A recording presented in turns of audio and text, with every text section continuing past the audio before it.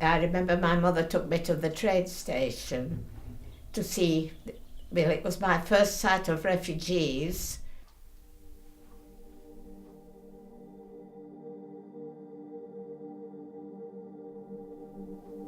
She was hoping that our relatives would come, but unfortunately my aunts and uncles and my cousins were part of the 6 million Jews who paid with their lives, because that's what happened to the Jews in Europe.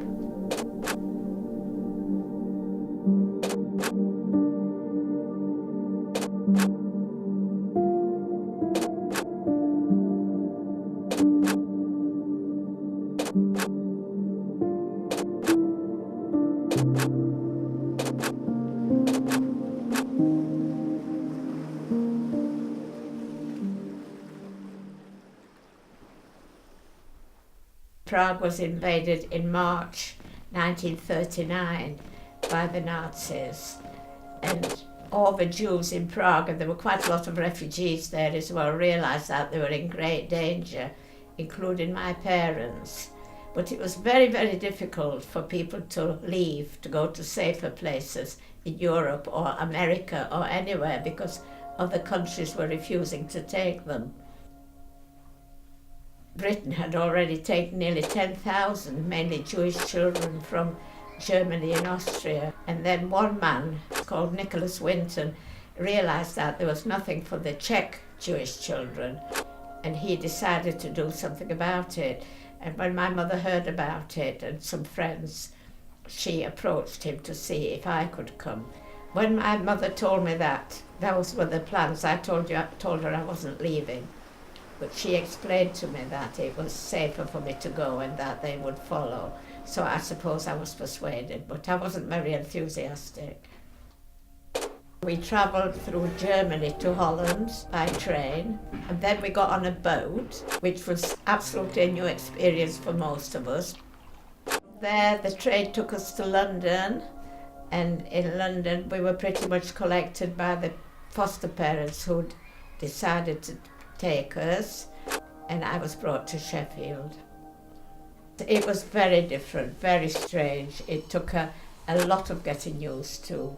I was getting practically daily letters from my parents asking how it was and telling me to behave myself and so on, and to wash properly and eat the food and so on. But then, of course, beginning of September, the Second World War started when Hitler invaded Poland, and the letters immediately stopped, immediately.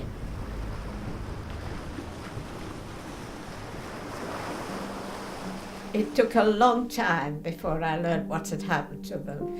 My parents were deported to Poland, to what's called Łódź ghetto, as early as October 1941. I was sent some stuff that my father had left, which included a letter to me. It was written the day before he and my mother were deported, and he tells me that he still believes that people are good, and it's how he wants me to feel about people, and to do my best. My father died there a year later.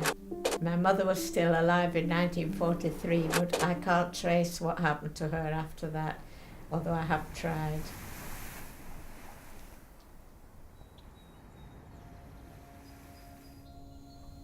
I don't know whether you know, but Sheffield was the first city of sanctuary in Britain, which those of us who are involved with it are very proud of. And there's been a lot said about unaccompanied children, particularly from Syria, whose parents sent them off out of desperation. And because of my background, I've got feeling for that. So a group of us have been trying to persuade Sheffield to take some of these children. But quite a lot of people who came here on kinder transport are still doing it. I think it's affected my life hugely. I mean, I'm very aware that if I wouldn't have had that sanctuary here, I wouldn't be here. For the last 40 years, I have been giving talks in schools and universities and so on about the Holocaust and what it means to be different, and particularly with children, to try and get them to think about diversity in a positive way, you know, that it's good that we are different to each other, that it makes life a lot more interesting. Because I think that's absolutely the only way forward, is for people to enjoy each other's differences.